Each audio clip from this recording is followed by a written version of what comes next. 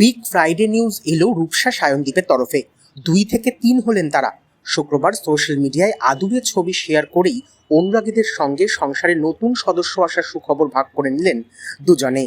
বিয়ের মাস ঘুরতেই মা হওয়ার খবর দিয়েছিলেন রূপসা চট্টোপাধ্যায়, আর নতুন সংসার বাঁধার মাস তিনেকের মাথাতেই মা হলেন অভিনেত্রী। রূপসা চট্টোপাধ্যায় এবং সায়নদীপের শেয়ার করা মনোক্রম ছবিতে দেখা গেল মায়ের আঙুল ধরে রয়েছে একরত্তি, আর ক্যাপশনে লেখা বিলম্বিত সাধারণতন্ত্র দিবসের শুভেচ্ছা এবং সেই সঙ্গে নিজেকেও বিলম্বিত জন্মদিনের শুভেচ্ছা। পোস্ট থেকেই বোঝা গেল যে সাধারণতন্ত্র দিবসেই রূপসা সায়নদীপের সংসার আলো করে জন্ম নিয়েছে তাদের সন্তান।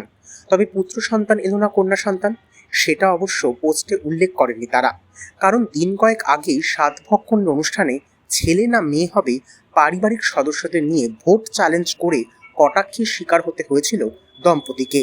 সেই কারণেই সম্ভবত সন্তানের লিঙ্গ প্রকাশ্যে আনেননি রূপসা ও সায়নদীপ। তবে সায়নদীপের পোস্টের ক্যাপশনে উল্লেখ করা জুনিয়র শব্দটি দেখেই একাংশের অনুমান পুত্র সন্তানের জন্ম দিয়েছেন রূপসা চট্টোপাধ্যায়। আপাতত শুভেচ্ছার জোয়ারে ভাসছেন নতুন মা বাবা।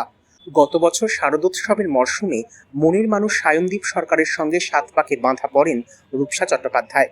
তারপরে বিয়ের মাস ঘুরতেই মা হওয়ার খবর দেন তিনি। বিয়ের পর থেকেই অভিনেত্রী যে চুটিয়ে মাতৃত্ব উপভোগ করছিলেন সেটা না সোশ্যাল মিডিয়া হ্যান্ডেলে চোখ রাখলেই বোঝা যেত।